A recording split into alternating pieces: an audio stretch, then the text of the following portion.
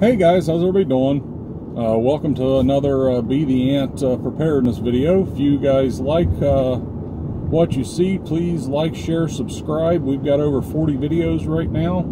And comment. Let us know how we're doing, if we're idiots, if we're doing a good job, or maybe bring out something that you'd like to see us talk about or something. Anyway, yes, I got the old tiger stripe bandana here. Got a little OPSEC. I forgot I was wearing a shirt that gave away some info there. So we got the tiger stripe out. Anyway, today I wanted to talk about people's reaction to an SHTF event. Okay, this year with the coronavirus and the riots, we saw a glimpse of how people and the government to a degree are going to react. Okay. At the beginning, I remember, I believe it was back in December, I was seeing the news flashes as far as China. And there was this virus going on over there, and I remember watching images of what they said they were building emergency hospitals. And that got my attention real quick. But over here, people were still kind of like, oh, okay, cool. You know what I mean? But then I believe it was, and correct me if I'm wrong, I believe it was February-ish, that we got like our first cases, and everybody was like, okay, a little more cautious. But when they saw that starting to spread, that's when people lost their minds.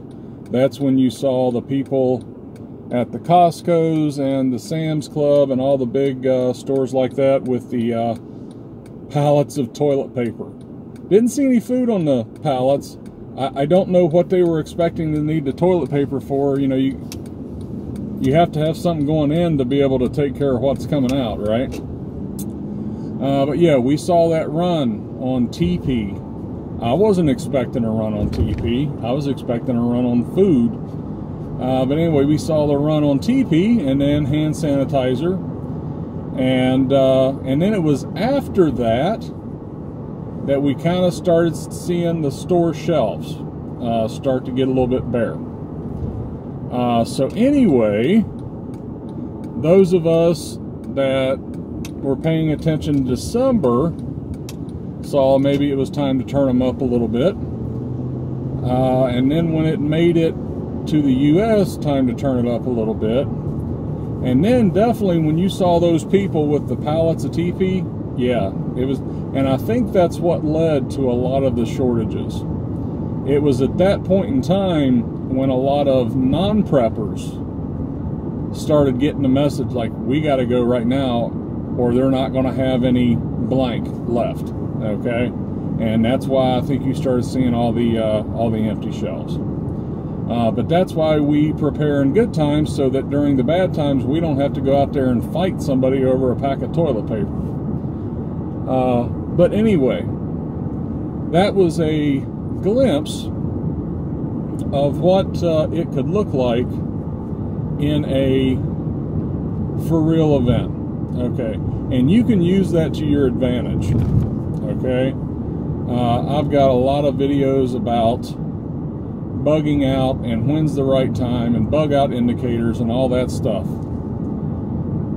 An event happens, okay, and you're thinking it's like, okay, it might be time to bug out.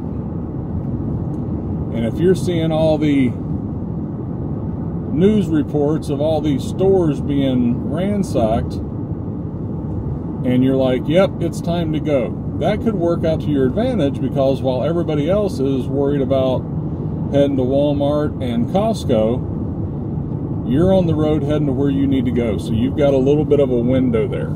Okay. As far as making sure you have, we've talked about that. Make sure the stuff's in place already. For something like an EMP where it's instantaneous, you're still going to see that run at the stores, okay? So we've talked about bug out routes, things like that. Don't assume that you're going to be able to stop by the store on the way out of town, okay? That's where all of the non-preppers, sheeple, whatever you want to call them, that's where they're going to be. Oh, man. Sorry. She twitched a little on me. Anyway, so have that stuff ahead of time. As far as the riots, what was the government's response? Okay. And heck, what's going on right now with the whole defund the police thing? We've got a video on that. What was the government's response to everything? Well, to the coronavirus, they tried to lock everything down to some degree. Thank God, and I mean that, thank God, that they didn't shut down the grocery stores and the banks and the gas stations. I think they were smart enough to realize you do that and you're going to have major problems. If people can't get food, you're done, okay? So they shut down the quote-unquote non-essential, or put out the recommendation to, and all that other stuff. That's a whole nother conversation. Not going to get into that. But you can kind of see that if we had another event, they're going to try to contain what they can. This time they try to contain a virus, okay? If you're talking about where they're trying to contain people, okay, it's going to be the same principle. Are they going to shut down businesses, tell everybody to stay home? There's a, excuse me, there's going to be curfews in effect, okay? You can still go out in the day, but, you know, at night, okay? Is that going to be step one? What's step two? Where do they go from there? And what's the final? Okay, are you going to see, the military vehicles on the street? I don't know. But yeah, it looks like their idea this time was just to contain, try to keep it from spreading. And I understand that. You know, I'm not going to go there. Whole long conversation. Okay, anyway. And as far as the riots, okay, and I'm not talking about protesters. I've touched on this in other vehicles. I will support anybody that wants to go out and protest. I don't care what subject it is. They have that right, and I will support them for that. Now, I'm talking about the rioters that did not give two craps about George Floyd or his death. The only thing they wanted to do was destroy and cause mayhem. Okay, anyway. So, the rioters, how did the police react? Keep them contained, okay? And whatever's happening within that containment area, that was on the protesters, okay? They were, I mean, you guys saw the footage of police officers standing there containing them, and there's things burning on the inside, okay? They're, you know, lighting fires in the streets and everything else. My opinion on that, the reason why it wasn't squashed is because the politicians still want to get elected again, okay? This is opinion. This is, okay? That the politicians want to get elected again. That, unfortunately, is what all politicians do. They are not there to try to make the world a better place. And if you're a politician and that is your goal, I apologize. I'm talking by and large, okay? Unfortunately, it's like they're more concerned with their next election than doing what their constituents want them to. So they are going to try to appease as many people as they can so that they don't lose any voters, okay? And I think that's what this was, that they knew that if they went in there and they broke up everything, that was going to be viewed in a negative light, and people were going to be upset because they're mostly, what, a largely peaceful protest, and the police officers were sent in to blah, blah, blah, blah, blah, blah, blah. Okay? Now, let's say you're in a SHTF event. Okay? And maybe the government, the politicians, whatever you want to call it, realize that this is for real, this is legit, this is serious, okay? And they don't worry about next election cycle. If they're not worrying about the next election cycle, what is the response going to be then? And that is some food for thought right there, okay? Everybody talks about lame duck this and lame duck that. Pretty much that means that a president, a governor, whatever, they are in their last term, they can't run again, okay? And if I'm saying this wrong, please correct me, okay? This is my understanding of lame duck, okay?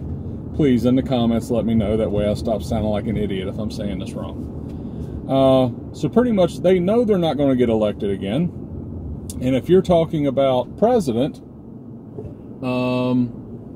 they're pretty much done in politics. You know, I mean, where are you going to go from president? You going to go be a mayor or governor somewhere? No.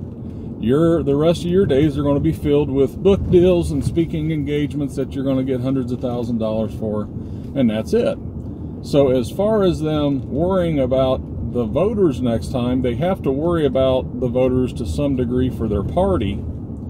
But at the same time, they know that they can do what they want to some degree, okay, within reason, and they don't have to worry about upsetting the voter base as much, okay? They still want those speaking engagements though, okay? So yeah, that's when they know they're not going to get elected again because they can't run again. So they're like, you know what, we're going to pass this and this and this and this and this and this. So kind of imagine that, but on a scale of all of the politicians like that. What is the response to all this going to be? Are they going to tear up the Constitution and throw it out the window? Don't know. Okay. But right now, the only thing keeping the politicians from going crazy is they want to be elected again. That's the only thing. So, yeah, you take that away, and who knows what could happen. But, yeah, let your imagination work on this stuff a little bit, guys. What did you see with with this year, with the coronavirus, the COVID-19, and the riots? And how can you apply that to your preps, to your bug out indicators, to being more prepared? Leave comments down below on your thoughts on this. Share it with everybody. Let us hear what you have to say. But yeah, with that, guys, we will say so long until next time.